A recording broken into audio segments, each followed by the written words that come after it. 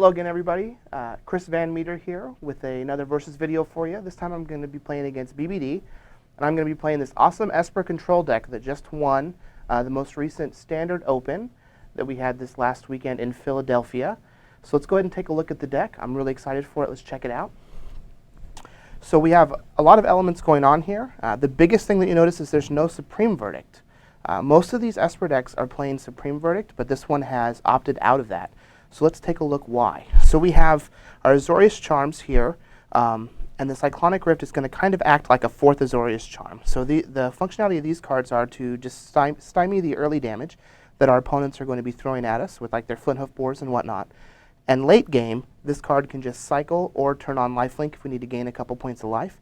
And this one just is a game breaker, sends their entire board back to their hand so that we can just continue to control the game from there. So this is going to hold on to our early game.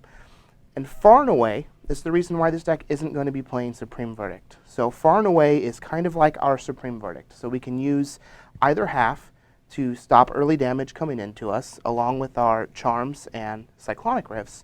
But once we get to the point where we would normally want to Supreme Verdict our opponent's 2 or 3 creatures, this is going to play that same kind of role when we get to fuse both halves of the cards. So by being able to send a creature back to their hand and then making them sacrifice a creature, we're getting almost the same effect of Supreme Verdict, but it gives us the flexibility of using either half when we need to early in the game, and both halves later in the game to completely blow out our opponents.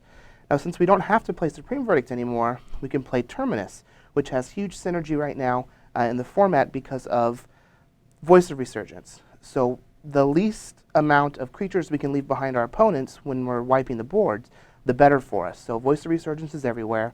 This card allows us to still Wrath and not give them an elemental that's going to get huge and kill us.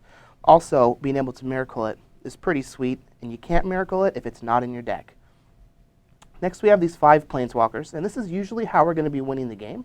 So we do have Nephalia Drownyard in our deck since we are Esper, but the 5 Planeswalkers are usually going to end up winning the game for us. So an ultimate from Tamiyo is basically game over, and it's very tough for somebody to kill her once we actually cast her and get her online.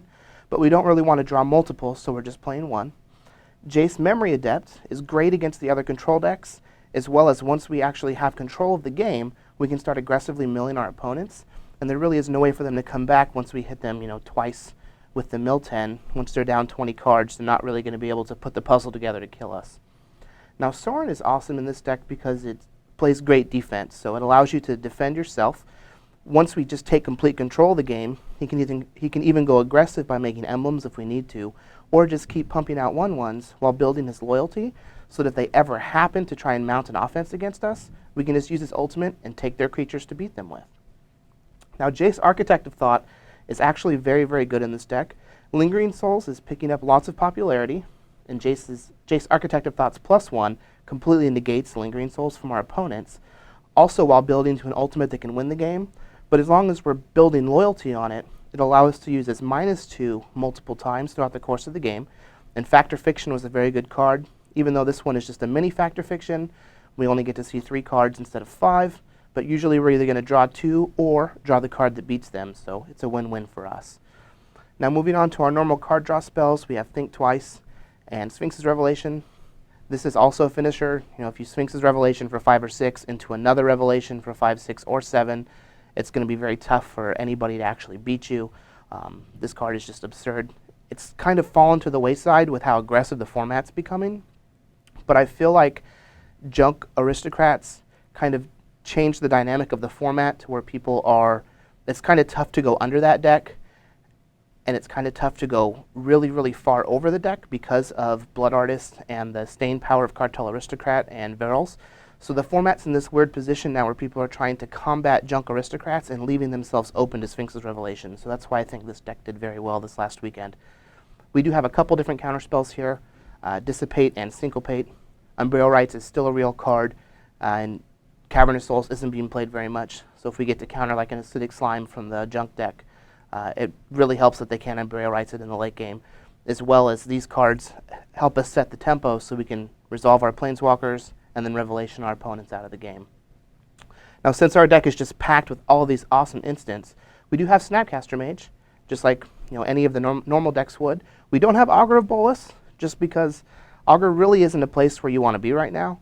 I'd much rather have these high impact spells and planeswalkers and then just utilize Snapcaster Mage to flash back our spells. When all of our spells are awesome, we can just draw them naturally. We don't have to dig for them with Augur of Bolas. And then we have a Restoration Angel mainly for value. It can attack our opponents if we need to. It lets us blink our Snapcaster Mage to cast another one of our awesome spells. But to be honest, I feel like this card is a little out of place in the deck. But I like playing them, so I'm just going to keep it and didn't make any changes. Like I said, we do have Nephalia Drown Yards to play, just another pseudo win condition in the deck. We have 27 lands, but 4 of them are basically spells, so that's why we can play the 27. Plus, we have the Sphinx's Revelation, which is awesome. And most of the time, we're going to kill our opponents by milling them with Drown Yard in combination with Jace Memory Adept. And then we have no basics, just a lot of different dual lands, 11 shock lands, 12 buddy lands. We definitely want to be able to have access to all of our colors, since all of our spells have multiple color requirements, and they're extremely powerful.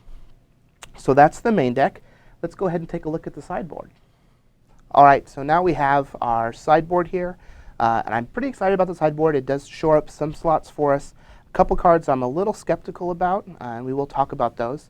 But I am just going to be playing the exact same 15-card sideboard from the open, just to get a feel for the deck and see how it performed and what changes I would want to make after playing it. So first off, we have some additional removal spells here up top with Devour Flesh, Tribute, and Tragic Slip.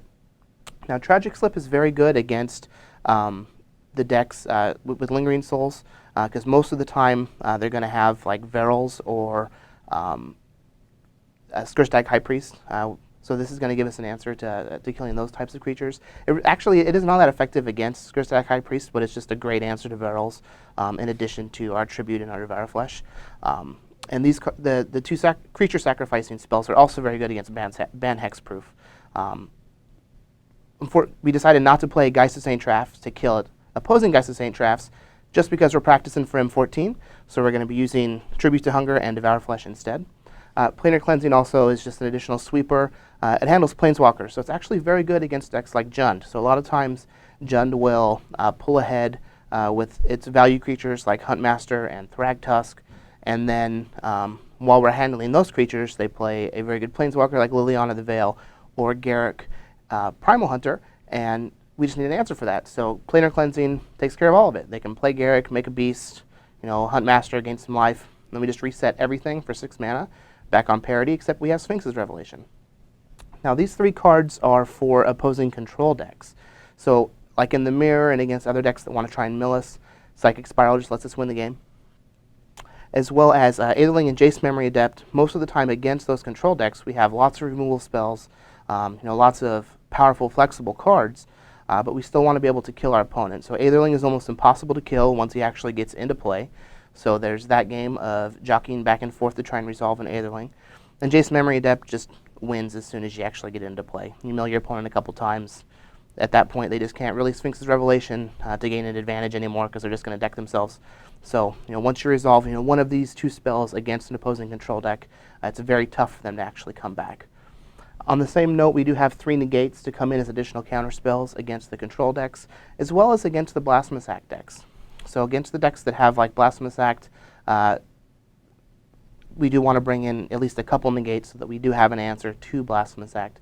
As a lot of times, we will be controlling the game, and if they happen to catch us, without a far and away with the Reckoner Blasphemous Act, we want to have a negate handy so we can counter the Blasphemous Act and not just die. Purify the Grave and Rest in Peace are both for the graveyard decks. This is the main card, Rest in Peace, that I was a little skeptical about, because we're so all in on Snapcaster Mage. I think that it might be better just as another Purify the Grave, because we really don't want to just get rid of their entire graveyard. We're mainly just looking to snipe 1 or 2 key cards in their graveyard when they're trying to gain some sort of value. But that's definitely something that I'm going to find out in this match against BBD, as he is going to be playing something that these cards will be effective against. Evil Twin is the last slot. It's very good against any deck with Thragtusk and or Angel of Serenity. So we can make a Thragtusk, copy their Thragtusk and then kill their Thragtusk, and we still have our 5/3. Or we can copy their Angel, get rid of a bunch of stuff. Then if they ever happen to play another Angel while we're untapped, we can always just use the ability to kill that Angel and negate any of the value that they would get out of it. So that's our 15 card sideboard. I definitely am excited. I feel like we do have some holes that we're filling in from the main deck. I am still a little surprised that there isn't a Supreme Verdict in the 75, but that's definitely something that I'm going to be looking into myself throughout this week. As you know, once this video goes up, we're going to be it'll be right before the Grand Prix in Miami. So I'm definitely excited to see if a deck like this is going to be viable as we move into that Grand Prix.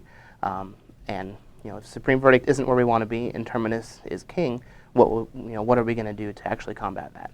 So thanks for checking out the deck tech, and we'll go ahead and see you in the videos, and hopefully I don't lose to BBD like I do every other time.